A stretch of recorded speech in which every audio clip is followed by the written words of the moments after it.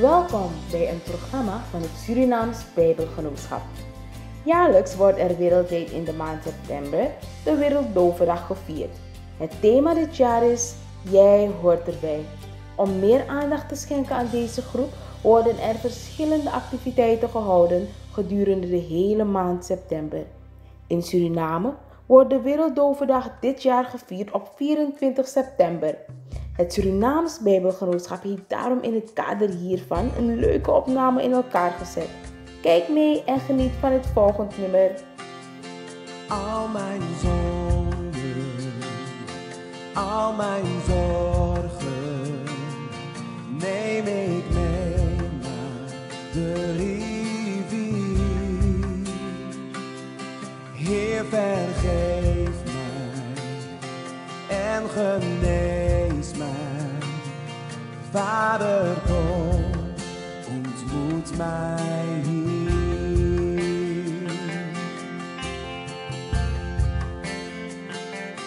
Want dit water brengt nieuw leven en verfrist mij elke dag. Het is een stroom van uw genade, waar u steeds ontmoeten mag. Heere Jezus, neem mijn leven, ik leg alles voor u neer. Leid mij steeds weer naar het water, ik wil u daar ontmoeten, Heer.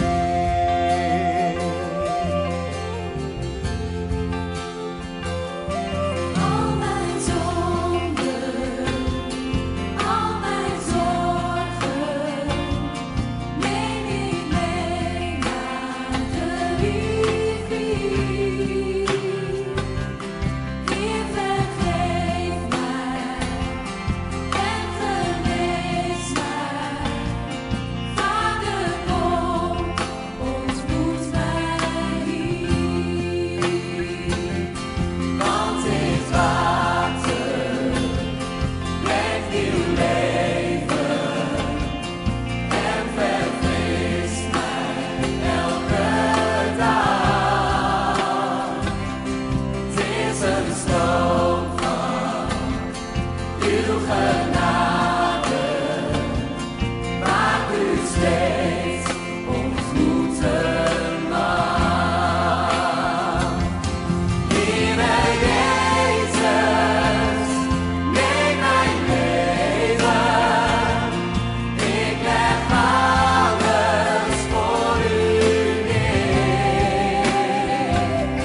Leid mij steeds weer naar het water, wil u daar ontmoeten,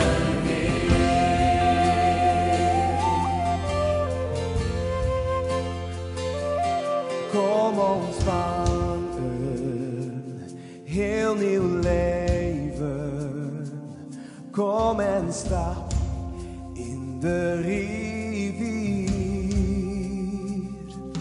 Jezus roept je, hij verwacht je en hij zegt, ontmoet mij hier. Heere Jezus, neem mijn leven, ik leg alles voor u neer. Leid mij steeds weer naar het water, wil u daar ontmoeten, Heer. Leid mij steeds weer naar het water, ik wil u daar ontmoeten, Heer. Wij vervolgen het programma met een prachtig verhaal verteld door zuster Emanuelson. Als je loopt op straat, vooral een straat dat niet verhard is, misschien van zand, dan voel je, vooral in de droge tijd by the way, dan voel je dat je voet vies wordt. En als je thuis komt, stoffige voeten hebt, is het eigenlijk een van de eerste dingen dat je zou willen doen, is je voeten wassen.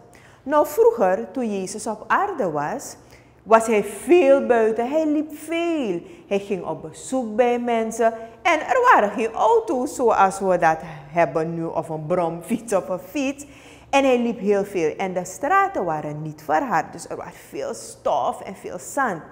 En wat men deed, als je bezoek kreeg, was er iemand, als het nou een knecht was, iemand die voor je werkte, de persoon waste de voeten van je bezoekers. Nou, Jezus ging op bezoek bij een van zijn kennissen, bij Simon. En er waren heel veel mensen daar. En hij zat er een tijdje. En op een gegeven moment kwam er een mevrouw en ze kende die mevrouw. Ja, die mevrouw was bekend.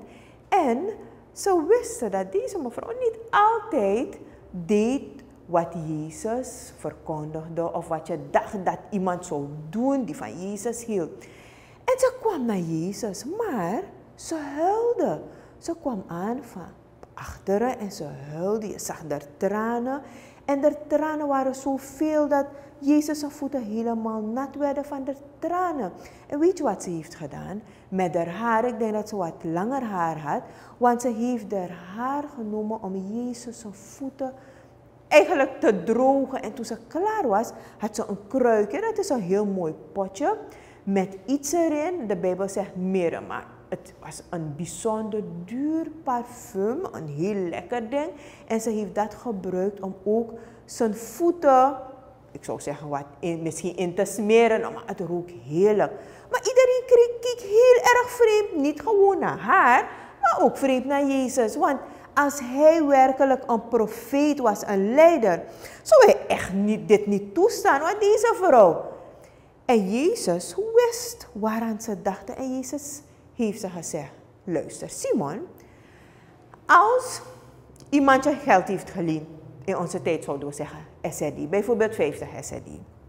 En die persoon heeft iemand anders 500 SRD geleend. En op een gegeven moment heeft die persoon gezegd, weet je, ik weet het is moeilijk, geld, nee, je hoeft me niet terug te betalen, je mag het houden. Wie gaat blij zijn? Ja, iedereen, maar ik denk die ene die 500 SRD terug moet betalen, die natuurlijk zal veel opgeluchter zijn en echt blij. En Jezus zegt inderdaad, weet je, wij allemaal doen dingen die niet zo goed zijn, die niet zo leuk zijn. En wij zijn niet allemaal gehoorzaam aan Jezus. Maar als we verdriet hebben over wat we doen, vergeeft Jezus ons allemaal. Als je nou iets wat we denken klein hebben gedaan of veel slechte dingen, God kan ons allemaal vergeven als we verdrietig zijn erover. En dat heeft Jezus ook verteld. En als je zonde vergeven wordt, dan ben je blij, dan ben je God dankbaar. En je gaat ook dingen doen waar mensen kunnen zien dat je dankbaar bent. En dat heeft deze mevrouw gedaan. Weet je, ze heeft bepaalde dingen gedaan in het leven waar je denkt van, waarom heeft ze dat gedaan? Maar ik ben ook gekomen voor haar en ze is dankbaar. Weet je, ik ben in huis gekomen, mijn voeten zijn vies. Niemand is gekomen om mijn voeten schoon te maken. Zij is gekomen en kijk wat ze voor me heeft gedaan. En ze waren stil, want ze begrepen wat Jezus heeft gezegd. Want ja, deze vrouw was bekend, waar ze woonde, kende ze er. En ze wisten van, ze was niet altijd echt de liefste mevrouw. Of ze heeft zich niet altijd goed gedragen. Maar zo hadden zij allemaal hun eigen slechte dingen. En zo heeft Jezus met ze kunnen praten en ze begrepen het. En weet je, wij begrijpen dat verhaal ook. Want ik bijvoorbeeld, als ik met een groep ben en je hebt veel oudere mensen, ouder dan mij, dan zeg ik van, hé, ik ben niet zo oud, ik ben veel jonger. Of als ik met kinderen ben, dan zeg ik van, hé, ik kan niet meer zo veel en zo lang rennen zoals die kleine kinderen. Ik ben ouder dan ze. Of als ik ergens kom en het eten is heerlijk of een lekkere cake gebakken, kan ik zeggen van, hé, ik kan niet zo lekker koken of ik kan niet zo lekker bakken. En dan kan het dat ik me een beetje uitgesloten voel. En wij allemaal hebben dat soort gevoel. Als je nou goed kan zien en iemand anders misschien ietsje minder. Of het zou kunnen dat iemand luid kan praten, maar ik kan misschien niet zo luid praten. Het zou kunnen dat ik goed kan horen of minder goed kan horen. Of het kan dat ik helemaal niet kan horen. Maar weet je, wanneer we kijken naar Jezus en de manier waarop Hij omgaat met ons allemaal, dan weten we dat wij allemaal erbij horen. Zo maakt nu uit hoe je voelt, zijn we ervan zeker dat bij Jezus wij allemaal erbij horen.